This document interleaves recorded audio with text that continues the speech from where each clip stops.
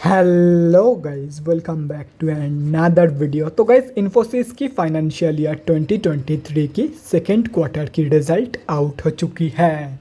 तो गाइस, इस वीडियो में हम लोग यही देखेंगे कि कंपनी ने सितंबर क्वार्टर में कैसी परफॉर्म की है, क्या क्या पॉइंट्स इम्प्रूव हुई है एंड कहाँ कहाँ पे कंपनी ने डिटोरिएट की है, और कंपनी के फंडामेंटल्स भी चेक करेंगे और समझेंगे कि क्या ये कंपनी पैसे लगाने लायक है या नहीं।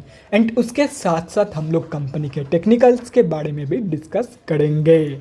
तो गाइस, बिना टाइम वेस्ट किए कंपनी की फंडामेंटल एनालिसिस करते हुए वीडियो को शुरू करते हैं।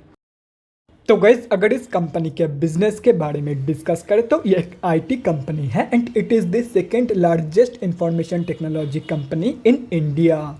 ये कंपनी बोथ बीएससी एंड एनएससी में लिस्टेड है। तो अभी अगर इस कंपनी के कुछ इंपॉर्टेंट फिगर्स के बारे में डिस्कस करें तो 6,20,339 करोड़ की है कंपनी की मार्केट कैप, 27.1 की पी है, 37.1% है कंपनी की ROC एंड 29% है कंपनी की return on equity. Last 6 months के रिटर्न नेगेटिव में जा चुकी है, नेगेटिव बाय 9.08%। एंड लास्ट 3 साल की जो सेल्स ग्रोथ है वो अप्रॉक्सीमेटली 14% के आसपास निकल के आ रही है, जो कि 3 साल की कंपेरिजन में ठीक ठाक है। कंपनी अभी अपनी बुक वैल्यू से बहुत ही ज़्यादा ऊपर ट्रेड कर रही है। डिविडेंड यील्ड 2.1% है एंड फेस वैल्यू 5 रुपये की है।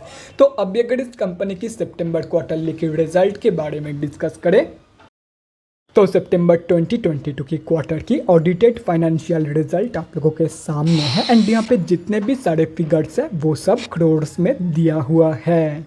तो गाइस, सबसे पहले हम लोग कंपनी की इनकम चेक करते हैं। तो सितंबर 2022 की क्वार्टर में कंपनी ने अप्रॉक्सीमेटली 32,834 करोड़ की इनकम जनरेट किया है।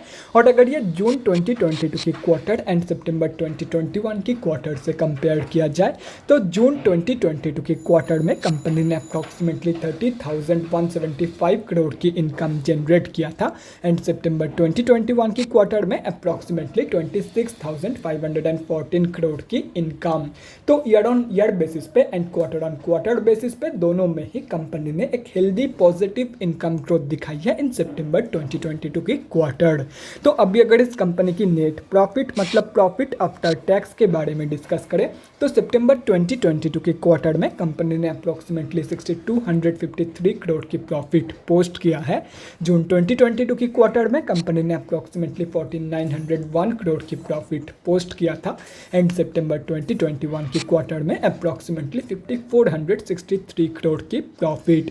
तो ईयर ऑन ईयर बेसिस पे and quarter on quarter basis पे कंपनी की ये ग्रोथ भी बहुत ही बढ़िया निकल के आ रही है। तो अभी अगर इस कंपनी की EPS मतलब अर्निंग पर शेयर के बारे में डिस्कस करें तो कंपनी की EPS की जो ग्रोथ है वो भी कंपनी की प्रॉफिट एंड इनकम ग्रोथ की तरह ही है। यहाँ पे भी कंपनी ने एक हेल्दी पॉजिटिव ग्रोथ दिखाई है on both year on year basis and quarter on quarter basis. तो अगर ओवरऑल देखा जाए तो सितंबर 2022 की क्वार्टर में कंपनी ने कम या ज़्यादा हर एक जगह पे पॉजिटिव ग्रोथ ही मेंटेन करी है। तो ओवरऑल जो रिजल्ट है वो ठीक ठाक ही निकल के आ रही है एंड कंपनी ने बहुत ही बढ़िया तो नहीं बोल मतलब एकदम outstanding out of the box performance तो नहीं बोल सकते, लेकिन अच्छा खासा परफॉर्म किया है कंपनी ने इन सितंबर 2022 की क्वार्टर। फिगर्स बहुत ही अच्छा निकल के आया है इन सितंबर 2022 के क्वार्टर की रिजल्ट। तो गाइस, अभी अगर इस कंपनी की बैलेंस शीट की हेल्थ के बारे में डिस्कस करें तो हाफ ईयरली बेसिस पे कंपनी की रिजर्व के साथ साथ डेट भी इंक्रीज हुई है, लेकिन अगर देखा जाए तो रिजर्व ज़्यादा इंक्रीज हुई है कंपेयर टू कंपनी के डेट। मतलब बैलेंस शीट की हेल्थ इंप्रूव हुई है on half yearly basis and अगर ओवरऑल भी देखा जाए तो डेट की कंपेरिजन में 10 गुना से भी ज़्यादा की पॉजिटिव रिजर्व मौजूद है कंपनी के पास। तो ओवरऑल जो बैलेंस शीट की हेल्थ है वो भी बहुत ही ज़बरदस्त है। तो अभी अगर इस कंपनी के कैश फ्लोज के बारे में डिस्कस करें तो कैश फ्लोज की जो कंडीशन है वो डिटोरिएट हुई है इन FY 2022। FY 2021 में कंपनी के पास पॉजिटिव 6,065 करोड़ की कैश फ्लोज मौजूद थी, जो कि अभी डिटोरिएट होकर नेगेटिव में जा चुकी है एंड अभी कंपनी के पास नेगेटिव 7,242 करोड़ की कैश फ्लोज मौजूद है। और रही बात कंपनी की शेयर होल्डिंग पैटर्न की तो गाइस, सितंबर क्वार्टरली की शेयर होल्डिंग पैटर्न अभी तक आउट नहीं हुई है, लेकिन अगर जून क्वार्टरली की शेयर होल्डिंग पैटर्न देखा जाए तो जून की क्वार्टर में FIIs एंड अदर्स ने सेलिंग करी थी, बाकी DIIs ने बाइंग करी थी एंड प्रोमोटर्स की होल्डिंग अनचेंज थी। एंड अकॉर्डिंग टू जून क्वार्टर की शेयर होल्डिंग पैटर्न इस कंपनी में 3 ही बड़े रिटेलर की होल्डिंग थी एंड अगर ये तीनों कैलकुलेट किया जाए तो इन जून क्वार्टर इस कंपनी में हम अब जैसे छोटे मोटे रिटेलर्स की होल्डिंग थी 14.2% के आसपास। तो गाइज अभी कंक्लूजन पे आते हैं कि क्या आप लोगों को इस कंपनी में पैसा लगाना चाहिए या नहीं। तो देखो गाइज मैं आप लोगों को यही बोलूँगा, ये इंडिया की सेकेंड लार्जेस्ट IT कंपनी है, तो आप लोग डेफिनेटली इस कंपनी में पैसा लगा सकते हो, चाहे वो शॉर्ट टर्म के लिए हो या तो फिर लॉन्ग टर्म के लिए।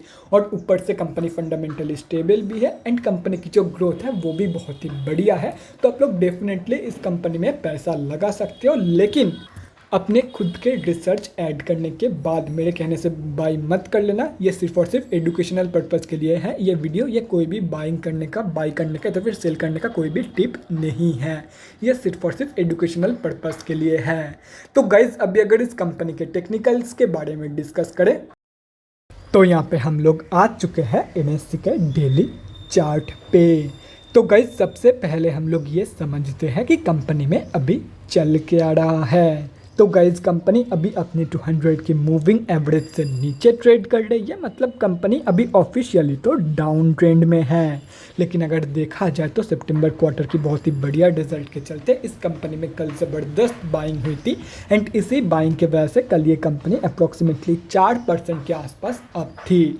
तो ऐसे में जिनकी भी होल्डिंग इस कंपनी में ऑलरेडी है उन लोगों को मैं यही सजेस्ट करूँगा कि आप लोग अप्रॉक्सीमेटली 1300 रुपये के आसपास एक स्टॉप लॉस लगा के रख दो। अगर थोड़ा सा लूज लगाना चाहते हो तो 1250-1200 रुपये के आसपास भी लगा के रख सकते हो, लेकिन स्टॉप लॉस ज़रूर लगाना। एंड ये मैं इसीलिए बोल रहा हूँ क्योंकि कंपनी देख सकते हो यहाँ पे पिछले 5-6 महीने से एक ही रेंज के अंदर कंसोलिडेट कर रही है एंड अगर इस रेंज की ब्रेकआउट बाई चांस नीचे की तरफ हो जाती है या तो फिर अगर ये कंपनी अपनी लास्ट 52 वीक लो से भी स्लिप कर जाती है तो आप लोगों का स्टॉप लॉस हिट हो जाएगा एंड आप लोग ज़्यादा लॉस होने के हाथ से बच जाओगे। देखो गाइस कंपनी ऑलरेडी पहले से ही डाउन ट्रेंड में है एंड अगर इस कंसोलिडेशन जोन की ब्रेकआउट नीचे की तरफ हो जाती है तो कोई नहीं बता सकता है कि कंपनी कहां तक की फॉल शो करेगी या तो फिर कहां से सपोर्ट लेगी, रिवर्सल कहां से शो करेगी। तो ऐसे में it's better to be safe than sorry, simply एक स्टॉप लॉस लगा के रख दो। बाकी अगर विदाउट स्टॉप लॉस होल्ड करके रखना चाहते हो तो ये एंटायरली आप लोगों के ऊपर है। तो गाइज अभी अगर फ्रेश एंट्रीज के बारे में डिस्कस करें तो सबसे पहले हम लोग स्विंग ट्रेडर्स के बारे में बात करते हैं। तो देखो गाइज फॉर स्विंग ट्रेडर्स ये है नो ट्रेडिंग जोन या तो फिर कंसोलिडेशन जोन। जब तक ये कंपनी इस जोन के अंदर ट्रेड करेगी तब तक आप लोगों को इस कंपनी में कोई भी स्विंग ट्रेड प्लान नहीं करना है। Simply wait for the breakout of this range. Breakout होने के बाद आप लोग अप्रॉक्सीमेटली 1956 रुपीज़ के लेवल के लिए एक बहुत ही बढ़िया स्विंग ट्रेड प्लान कर सकते हो एंड आप लोगों का स्टॉप लॉस होगा अप्रॉक्सीमेटली 1550 रुपये के आसपास। अगर लूज लगाना चाहते हो तो 1500 रुपये के आसपास भी लगा सकते हो। ये एंटायरली सब्जेक्टिव है कि स्टॉप लॉस लूज लगाओगे या स्ट्रिक्ट, लेकिन स्टॉप लॉस ज़रूर लगाना। Without stop loss swing trade plan मत करना। तो अभी अगर शॉर्ट टर्म ट्रेडर्स के बारे में डिस्कस करें तो देखो गाइस जब तक ये कंपनी 200 मूविंग एवरेज के नीचे ट्रेड करेगी तब तक आप लोगों को इस कंपनी में कोई भी fresh short term trade plan नहीं करना है। एक बार इस कंपनी को सक्सेसफुली डेली बेसिस पे अपनी 200 मूविंग एवरेज के ऊपर क्लोजिंग करने दो, उसके बाद ही आप लोगों को इस कंपनी में शॉर्ट टर्म ट्रेड प्लान करना है। और रही बात लॉन्ग टर्म इन्वेस्टर्स की तो देखो गाइस अगर आप लोग लॉन्ग टर्म के लिए किसी भी कंपनी में पैसा लगा रहे हो तो उसका मतलब सिर्फ और सिर्फ एक ही है कि आप लोगों का भरोसा है उस कंपनी के ऊपर, उस कंपनी के बिजनेस के ऊपर आप लोगों का भरोसा है कि वो कंपनी या तो फिर वो बिजनेस आप लोगों को लॉन्ग टर्म में बहुत ही बढ़िया पैसा कमा के देगी या तो फिर आप लोगों को बहुत ही बढ़िया रिटर्न दे के जाएगी। तो ऐसे में वो कंपनी आप लोगों को जितना सस्ते में मिल जाए उतना ही आप लोगों के लिए एंड आप लोगों के फ्यूचर रिटर्न के लिए बढ़िया है। तो अगर ये कंपनी आप लोगों को 1370 रुपीज़ के प्राइस रेंज पे मिल जाती है, मतलब लास्ट 52 वीक लो के आसपास मिल जाती है तो बहुत ही बढ़िया है। बाकी अगर वहाँ तक की फॉल शो नहीं करती है तो एटलीस्ट 1400 रुपये के नीचे ही रखने की एटलीस्ट 1500 रुपये के नीचे ही रखने की कोशिश करना अपनी entry price. And as of current technicals 1500 रुपये के ऊपर लॉन्ग टर्म के लिए एंट्री तो बिल्कुल भी प्रेफर्ड मत करना, मत लेना 1500 रुपये के ऊपर की entry as of now, as of current technicals. अभी अगर कोई बंदा 1500 रुपये के ऊपर की एंट्री लेता है तो वो one of the worst entry होगा फॉर दिस कंपनी। तो guys that's it for this video. अगले वीडियो में मिलते हैं गाइज। Thanks for watching. और गाइज अगर आप लोगों के मन में कोई भी डाउट या क्वेरी रहती है स्टॉक मार्केट या किसी भी स्टॉक से रिलेटेड, तो कमेंट सेक्शन में कमेंट करके मुझसे पूछ सकते हो, या तो फिर मेरे इंस्टाग्राम का लिंक आप लोगों को डिस्क्रिप्शन बॉक्स में मिल जाएगा, जाके वहाँ पर भी मुझे डीएम कर सकते हो for an one on one conversation. Thanks again for watching guys. Bye guys and definitely guys stay safe.